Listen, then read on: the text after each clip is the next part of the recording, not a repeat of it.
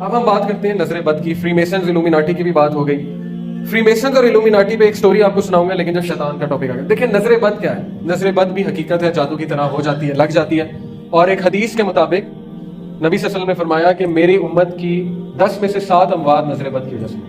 اور ایک صحابی تھے, وہ ننگے بدن نہا رہے تھے, تو دوسرے صحابی نے ان کی تعریف کی, ان کی طرف دیکھا تو وہ اسی وقت پھسلے اور ان کی موت ہو گئی. تو نبی صلی اللہ علیہ وسلم نے کہا کہ انہیں نظر بد لگی. تو نظر بد بھی حقیقت ہے, لیکن اس کا علاج کیا ہے. یہ آیت ویسے تو حیا کے حوالے سے قل للمؤمنین یغضوا من ابصارہم ویحفظوا فروجہم, کہ کہہ دیجئے مومن مردوں سے کہ اپنی نظروں کی حفاظت کریں اور شرمگاہوں کی حفاظت کریں. اپنی نظروں کو جھکائیں اور شرمگاہ کی حفاظت کریں. نظروں کو جھکانے سے مراد صرف یہ نہیں ہے کہ جب آپ کو کوئی غلط چیز نظر آئے تو نظریں جھکائیں یا عورت سے نظر جھکائیں, وہ بھی ہے. لیکن علماء یہ بھی کہتے ہیں کہ نظریں جھکانے سے مطلب یہ کہ جب آپ کسی پہ زیادہ نظر ڈالیں اور ماشاء اللہ نہ کہیں, ماشاء اللہ لا قوت الا باللہ, تو پھر وہ حسد بن جاتا ہے. اور حاسد سے پناہ مانگی گئی ہے سورہ ناس میں کہ سورہ فلق میں, حاسد سے جو ہے وہ پناہ مانگی گئی ہے. اس لیے وقت تب بھی اپنی نظروں کو جھکا لو. اگر کسی پہ زیادہ نظریں ڈال رہے ہو اس کی نعمت پہ, اور تمہارے دل میں خواہش پیدا ہو رہی ہے کہ میرے پاس بھی یہ نعمت ہو, تو پھر اپنی نظروں کو جھکا لینا چاہیے. اب دیکھیں بہت سے سوالات آتے ہیں کہ مجھ پہ کالا جادو ہو گیا, اور پاکستان میں تو یہ مذاق ہی بن گیا ہے, ہر بندہ سمجھتا ہے اس پہ کالا جادو, اور آگے سے بتانے والے بھی وہ ہیں جو کہتے ہیں جی تم پہ کالا جادو ہے. بلکہ میرے دوست نے ایک بار ایک مزے کی حرکت کی کہ ایک جگہ کال کی جو بتاتے تھے کہ کالا جادو ہے کہ نہیں ہے, تو انہوں نے اس کی والدہ کا نام پوچھا, اس نے غلط ملت نام بتایا شرارت میں. انہوں نے اس کا نام پوچھا, اس نے اپنا بھی غلط ملت بتایا. اینڈ میں کہتے ہیں آپ پہ جادو ہے. وہ کہتا کہ آپ کو کیسے بتایا, میں نے تو والدہ کا نام بھی غلط بتایا, اپنا نام بھی غلط بتایا, آپ کیسے کہہ رہے ہیں مجھ پہ جادو. تو یہ چیز بھی سمجھ لیں کہ کالا جادو ہونا کوئی آسان چیز نہیں ہے. یہ کوئی کھیل تماشا نہیں ہے کہ ہر بندے پہ کالا جادو ہو گیا اور ہر بندہ جو ہے وہ کالے جادو کے اثر میں. اس کے میں آپ کو کچھ سائنس بتا دیتا ہوں جو میں نے علماء سے سنے اور جو پڑھے ہیں. نظر بد کے سائنس تو یہ ہے کہ ضرورت سے زیادہ جمائیاں آنا, بیٹھے بیٹھے آپ سوئے ہیں بہت زیادہ پھر بھی جمائی آ رہی ہے بہت زیادہ, یا بیٹھے بیٹھے تھک جانا, ٹھیک ہے, یا بیٹھے بیٹھے جو ہے نا وہ نیند کا غلبہ طاری ہو جانا, اور ہر وقت سستی کا شکار رہنا. یہ نظر بد کے کچھ سائنس ہیں. اور بیمار ہونا, بہت زیادہ بیمار ہونا, ضرورت سے زیادہ بیمار ہونا, سر میں بہت زیادہ درد رہنا, میڈیکل بھی ہو سکتا ہے لیکن نظر بد کے آثار بھی ہوتے ہیں. یہ چیز نظر بد کے حوالے سے.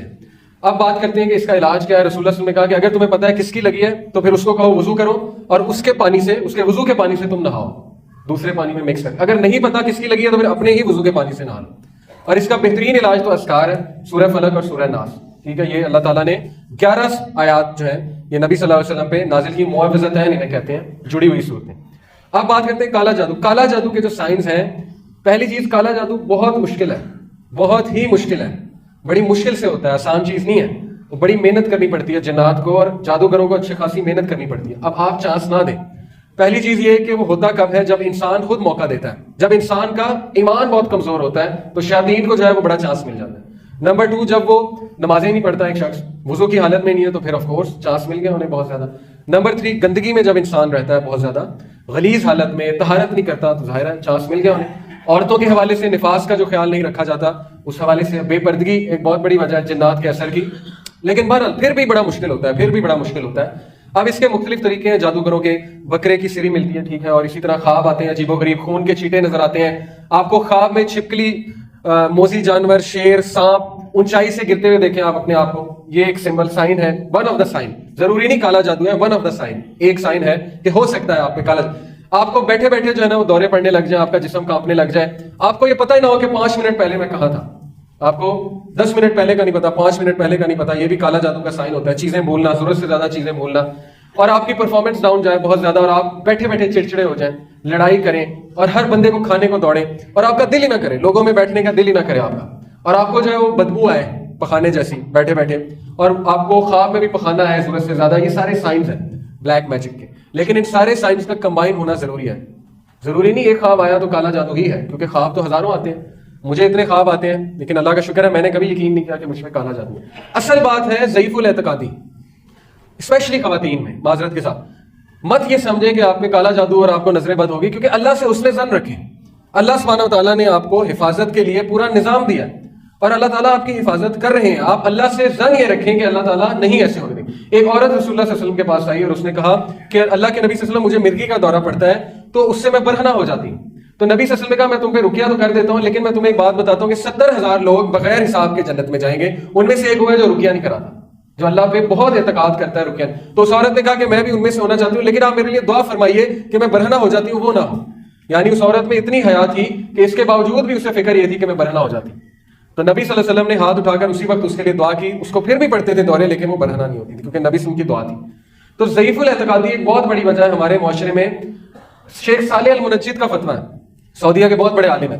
وہ کہتے ہیں کہ 90% کیسز میں, 90% کیسز میں یہ ذہنی مرض ہوتا ہے, جادو نہیں ہوتا ہے. یہ آپ کے ذہن کا فطور ہے. کچھ لوگ کہتے ہیں نا, سمجھتے ہیں جادو ہو گیا, وہم ہو جاتا ہے انہیں. تو وہم بھی بہت خطرناک چیز ہے. وہم بھی بہت خطرناک چیز ہے کہ مجھے نظر بد لگ گئی اور مجھ پہ کالا جادو ہو گیا. اور جتنی آپ یہ باتیں کریں گے اس خبیث کو زیادہ انرجی ملے گی. وہ تو زیادہ خوش ہوگا شیطان کہ دیکھو مجھ سے ڈر رہا ہے, میں نے ایک خواب کیا دکھایا, مجھ سے ڈرنے لگ گیا. اس لیے اللہ سبحانہ و تعالیٰ قرآن مجید میں کہتے ہیں کہ شیطان کی جو چال ہے وہ مکڑی کے جالے سے بھی کمزور ہے نا یار.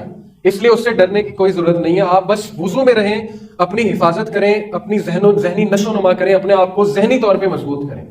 لیکن اگر آپ کو لگتا ہے آپ پہ کچھ ہے اثر, تو پھر آپ اچھے راکی کے پاس جائیں, انوتھینٹک نہیں, اچھے راکی کے پاس جائیں, اس سے ڈسکس کریں جا کے, اسے صحیح سے بتائیں کہ مجھ پہ یہ سائن ہے. اور پھر وہ سورہ فاتحہ آپ پہ پڑھتا ہے اور آپ کانپنے لگ جائیں, آپ کی حالت غیر ہو جائے, آپ ہلنے لگ جائیں, ہاں تو پھر ہے کہ آپ پہ جادو ہے یا آپ کا جن حاضر ہو جائے گا. لیکن ادروائز یہ اتنی آسان چیز نہیں ہو.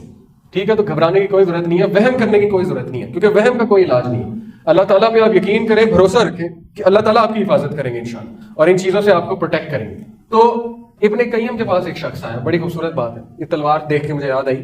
اس نے کہا کہ میں اعوذ باللہ بھی پڑھتا ہوں, میں اذکار بھی کرتا ہوں, لیکن پھر بھی شیطان حاوی ہوتا ہے, پھر بھی شیطان حملے کرتا ہے, تو میں کیا کروں؟ تو انہوں نے کہا کہ اگر میں ایک چھوٹے سے بچے کو تلوار دے دوں تو وہ بچہ تلوار سے کتنا نقصان پہنچا لے گا, کیا کرے گا؟ شاید ایک آدھے کو بھی نہ مار سکے. انہوں نے کہا یہی تلوار میں ایک ریسلر کو دے دوں, ایک پہلوان کو دے دوں, وہ کیا کرے گا, تم سوچ سکتے ہو؟ اس نے کہا کہ وہ تو شاید پوری قوم کو ہلاک کر دے. کہتے ہیں یہی معاملہ ہے, اذکار تلوار کی طرح ہے, لیکن تیرا ایمان یا چھوٹے بچے کی طرح ہے یا اس پہلوان کی طرح. اب اگر تو اذکار کر رہا ہے لیکن تجھے یقین کوئی نہیں ہے, تو بس پڑھی جا رہا ہے, 100 بار پڑھ رہا ہے, 200 بار پڑھ رہا ہے, تو 20 پارے بھی پڑھ رہا ہے دن میں, لیکن تیرا یقین ہی نہیں ہے اور تجھے اللہ پہ بھروسہ ہی نہیں ہے, تو پھر تو اس بچے کی طرح ہے جس کے ہاتھ میں تلوار ہے اور وہ تلوار سے کچھ بھی نہیں کر سکتا. لیکن اگر تیرا یقین پختہ ہے, اگر تیرا یہ ایمان ہے کہ اعوذ باللہ پڑھوں گا, واقعی ہی اللہ کی پناہ میں آؤں گا, تو پھر تو دیکھ کہ تو وہ پہلوان بن جائے گا جس کے ہاتھ میں وہ تلوار ہے. تو یہ چیز بھی بڑی ضروری ہے. اذکار کرتے ہوئے فل توجہ کے ساتھ کیا کریں, قرآن پڑھتے ہوئے توجہ کے ساتھ, پھر فائدہ ہوگا. ادروائز وہ پھر ایک رسم بن جائے گی.